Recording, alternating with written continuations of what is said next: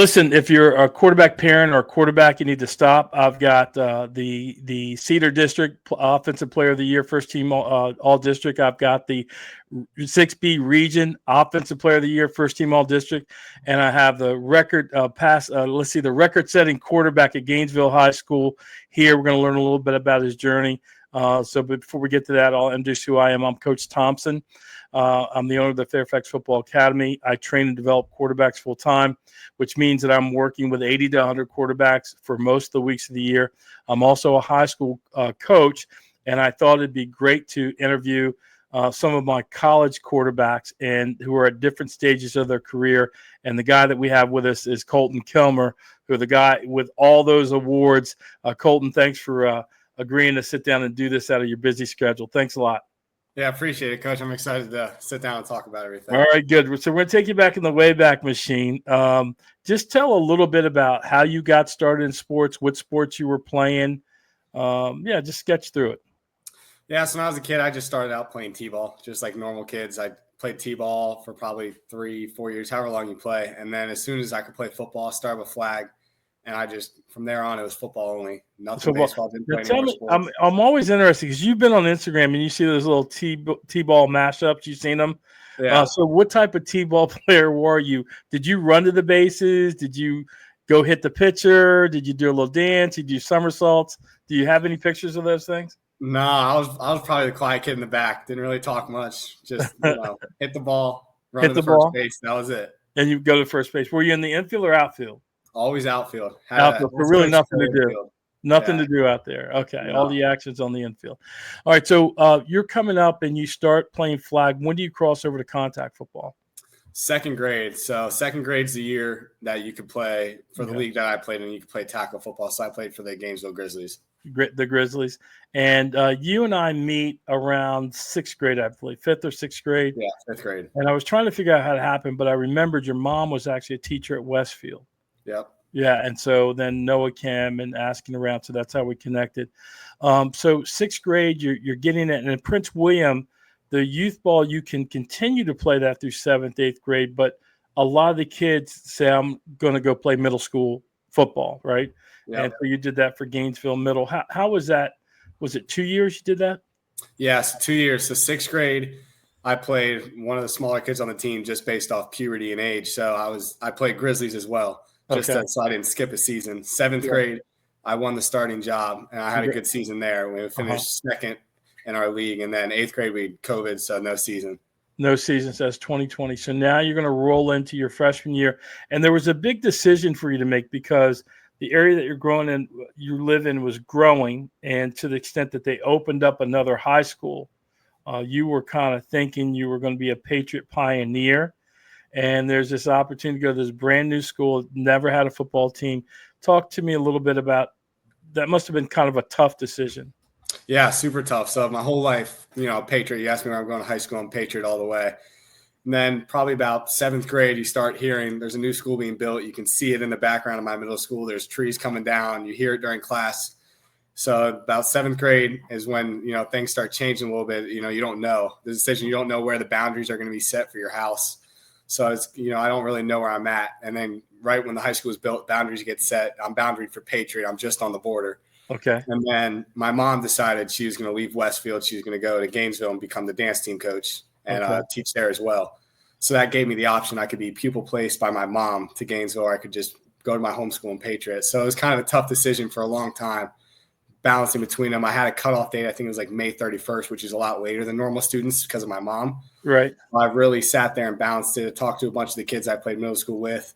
Yeah. And overall, just about every kid I played said they're going to Gainesville. So that's really what won me over. Okay, that's wonderful for you. Yeah, start a new journey. Yeah, so now these next couple of years, I want to kind of dig into some specifics. So you're playing Gainesville. You're playing Gainesville Middle School. Had a great season. How are you confidence-wise approaching your freshman year? Like, how are you feeling? Talk to me a little bit about going to be a freshman. I think going into freshman year, confidence probably wasn't extremely high just because, COVID year before, my seventh grade year had a good year, but, COVID year for eighth, no football. So It's like you don't know if your working's doing well. Like you only know on the field on air, but you have no idea how you're doing and perspective to everybody else. So confidence probably wasn't exactly where it needed to be, but it was good just to get out there. And so confidence wasn't great, probably. Right. So you walk into the quarterback competition, and you wind up kind of splitting time with another quarterback there. You work your way through that season. Now, this is another response, right? And you're great for this. So when that season ended, like from the time it ended till the time that your sophomore season began, was there a change or a mental change on your behalf? Did you start working differently? How were you approaching your sophomore season? Yeah, going into sophomore year, it was kind of tough for me just because when I split time at quarterback, when I wasn't playing quarterback, they made me play defense. The other quarterback only played offense. Right. So I was kind of in a tough mental place. It's like I'm not very confident because I'm playing another's position while he's solely focused on that. Okay. So going into my sophomore year, I was kind of in a bad mental place, I'd say. And the thing I learned through my going into sophomore year is you got to stop worrying about other people. You got to worry about what you're doing and your grind. Yeah. So that was a struggle for sure. And I was definitely not in the right headspace as far as what I'm worried about, my concerns, why I'm worried about my work ethic. And so you took that kind of that's interesting to know, because then I hear news that you're playing linebacker. And I remember I'm like, in my head, I'm like, oh, I got to call Colton, make sure he's okay. And I called you, and I don't know if you remember the phone call. I was checking on you, and you go, nah, coach, I'm okay. I'm having fun playing linebacker. Colton, were you telling me the complete truth? I'd say partially, yeah, because and the reason for that is because I wasn't worried about the competition anymore. Okay, which was big for me to get my head out of that competition. So partially, it made football fun again for me. Okay, so that I enjoyed it. Obviously, looking back, I'm not a linebacker. Right. So. Yeah, and this brings up something too that's more common than people think. Is the idea of just getting on the football field is huge. I interviewed Matthew Abramson, going into his junior, he had a chance to, quote, be the varsity backup. And he's like, no, I want to go play. So he played JV. Daniel Posky had a similar situation. In his situation, there was a Division I guy who got a football offer, and he didn't even play football. He was that kind. And so you could, it's like, you can play JV or let him play JV and go play freshman, because I'm going to go play freshman. Even Miles, he was in a situation with another quarterback. They were behind this 30 offer kid, and so they could sit there their sophomore year and not do anything. But they both decided, like, go give me something to do. Now, that's all them to you. So walk me up now, because you're playing linebacker the whole season, and then in the final week of that season, yes. Yeah. So take me. When are you told that you're going to be the quarterback in that week? Yeah, so we were in the game when it happened. So we were end of the first quarter, just a normal drive on defense. I'm just playing football. And whoa. So going into that week, there was no movement at all? There wasn't like this literally happened in game? Yeah, I hadn't taken a rep at quarterback since camp, so August. Okay, keep going. I didn't know this part. I thought you had a week of practice or something. No, go ahead. I haven't played quarterback since August. It's probably end of the first quarter. They kind of got a first down or something, and then all of a sudden my linebacker coach said, Colton, come here, and he just took me out. And I was like, man, what did I do wrong right there? I was like, I had a bad play, I guess. And he's like, you got to go do what you used to do. I'm like, what does that mean? And all of a sudden head coach comes over, he's like, you got to start warming up the throw. You got to go.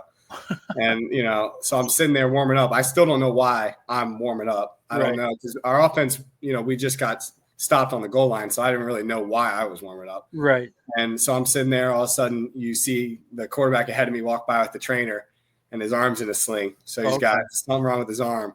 All right. And I'm just sitting there warming up with our receiver. And my offensive guard at the time, he played center for me the next 2 years, came up to me and just, walked me through some protections. Yeah. Because I didn't know him. That's what I was going to say. Like, okay, go ahead. Yeah. So he's walking me through that. Just different people coming up talking to me. The big one that came up and talked to me is our running back coach, Coach Brody. He came up and talked to me. He's like, look, if you need anything, like, talk to me. Like, I got you. Like, I'll be calm with you through this. I know you haven't done this since August. Right. Like, if he signals a play, you don't know it. Like, look at me, I'll walk you through it. And that was big for me, just to know I had someone in my corner during that moment that no matter what happens, no matter if I play good, I play bad, he's going to be there for me no matter what. Yeah.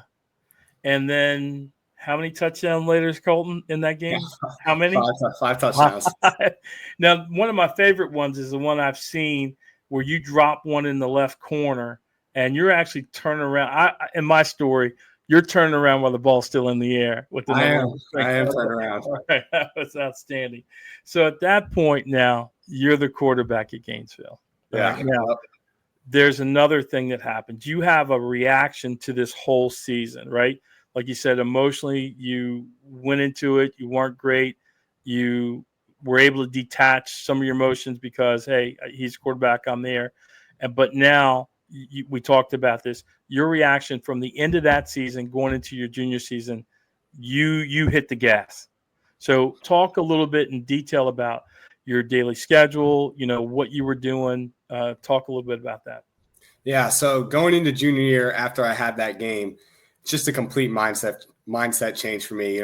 Going into sophomore year, I'm working out 4 days a week, 4 days a week. I'm just lifting weights.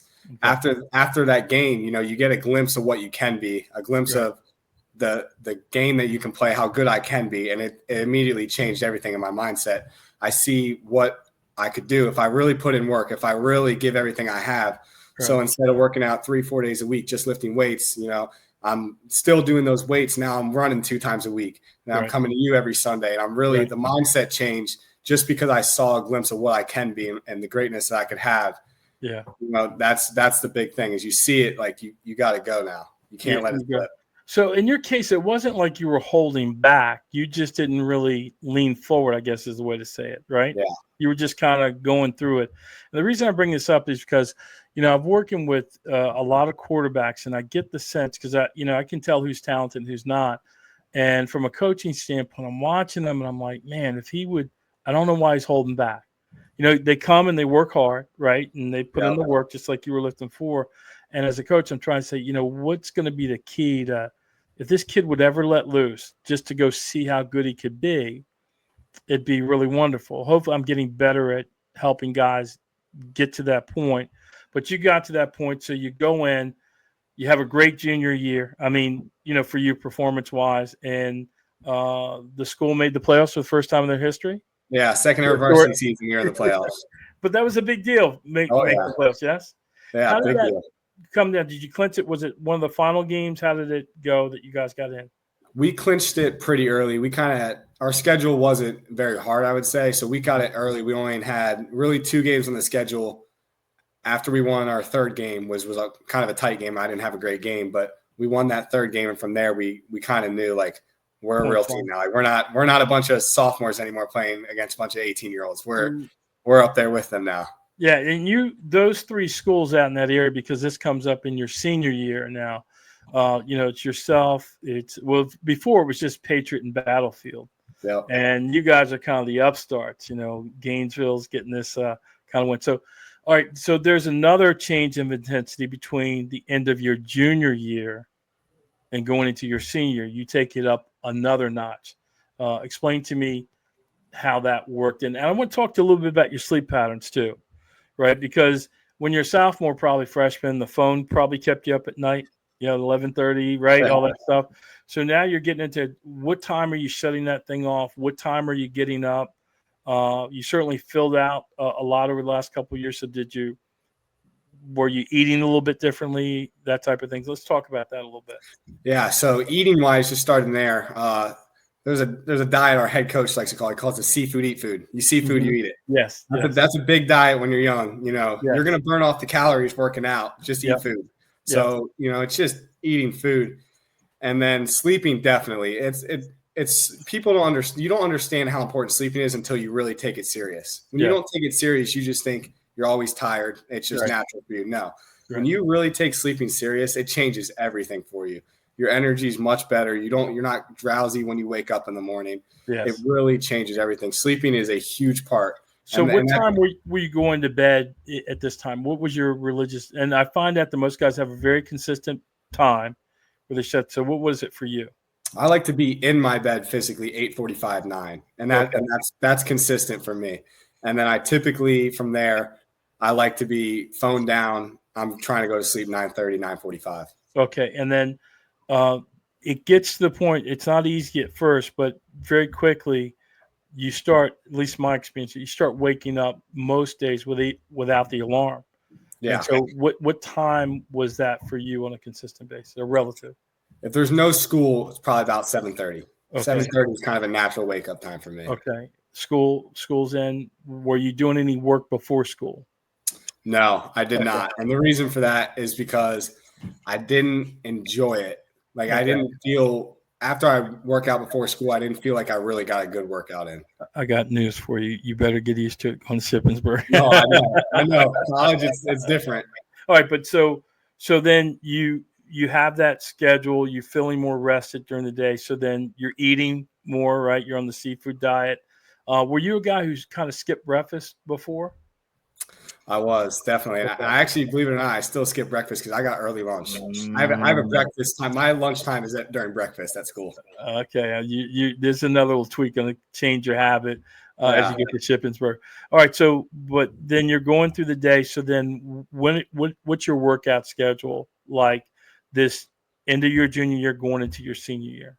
So workout schedule, I lifted at the way I lifted was at the school, and that was because brand new school, there's no culture. There's no culture at all, and you have to establish a culture, and you also have to be a teammate. Right. If their team doesn't have a real connection, then it's not a great team. There's no culture. The team's not together. They're not one. I lifted at the school, right, and it was from 2:30 to 4, and it was 3 days a week there. I would lift by myself 1 day a week at a gym. Okay. And then I worked out at the Deal Fitness a lot, and he was mainly for running, getting me ready. Camps were big going into senior year. Right. And then I'm with you on Sundays. Right. And then were there any additional things that you did that was kind of your regular routine? Just fitting that stuff. Yeah. What's that? Stretching was huge. Yeah, stretching. Right. So we have all the quarterbacks on a little mobility routine that they do every morning now. Yeah. I'll actually share it with you. It's a pretty cool thing. You can do about 7 minutes, and the stretching is extremely important.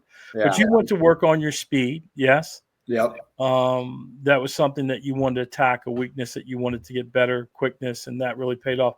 Let me ask you a little bit about leadership. How did you view it? You know, did your leadership style kind of change? I mean, you're naturally a pretty gregarious person, happy-go-lucky, easy going. I mean, I know you're a shark too as a competitor, so I don't mean it.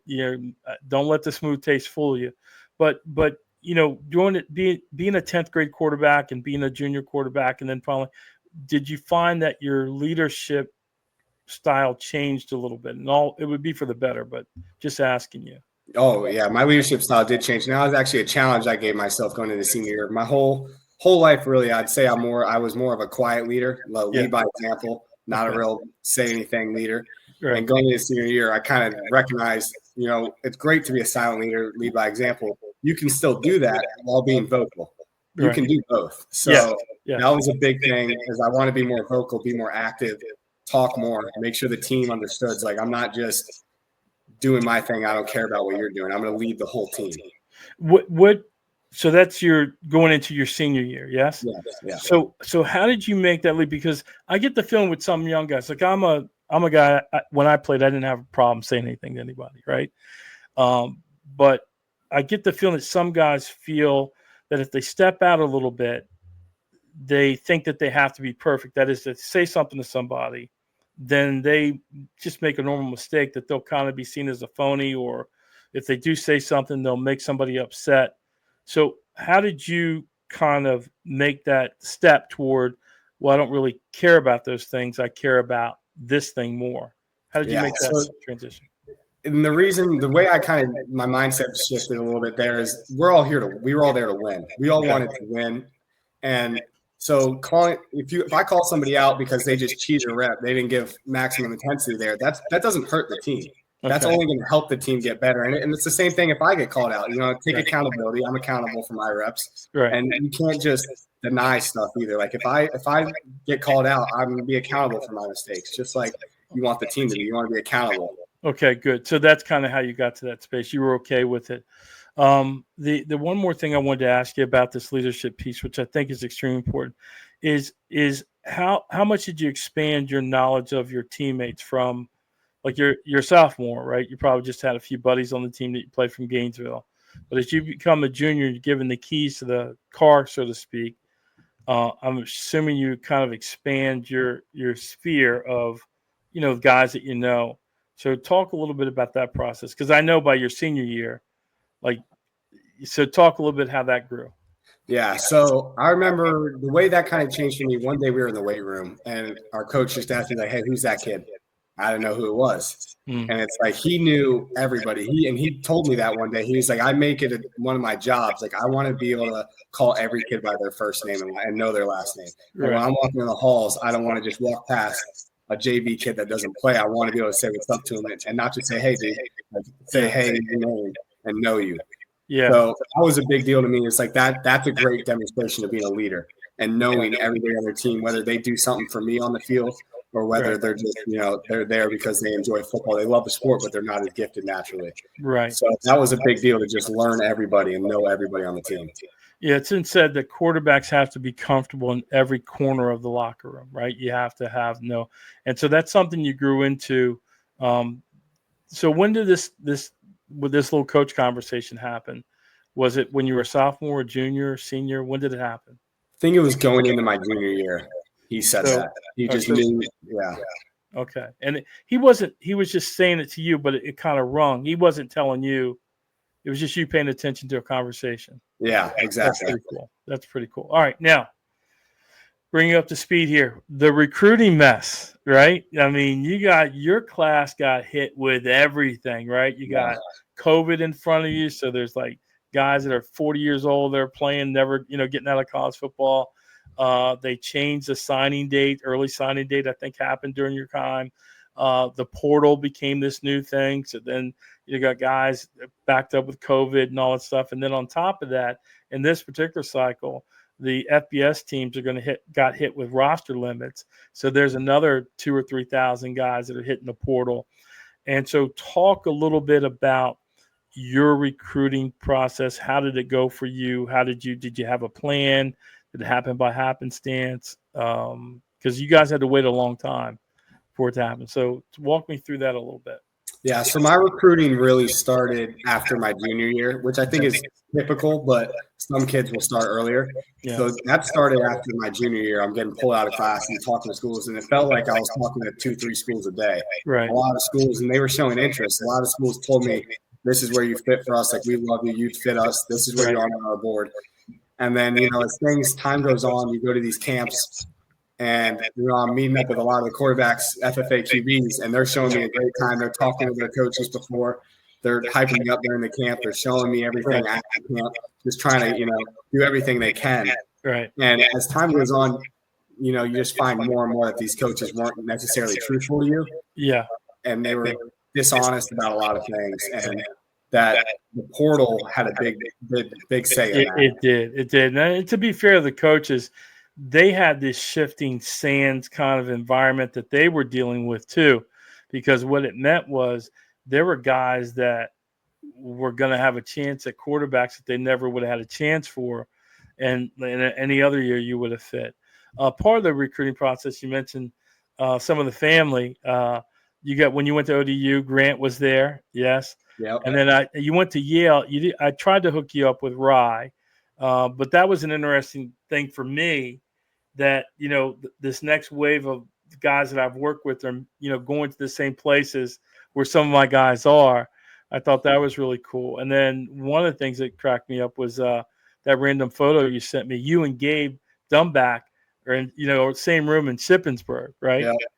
So get you down to your Shippensburg thing and tell that story. As you're going there, you actually tell your parents not to come. So dig into that a little bit. Yeah, so going in, one of my friends was talking to Shippensburg at my school. Okay. So he got me in contact with our recruiting coach area.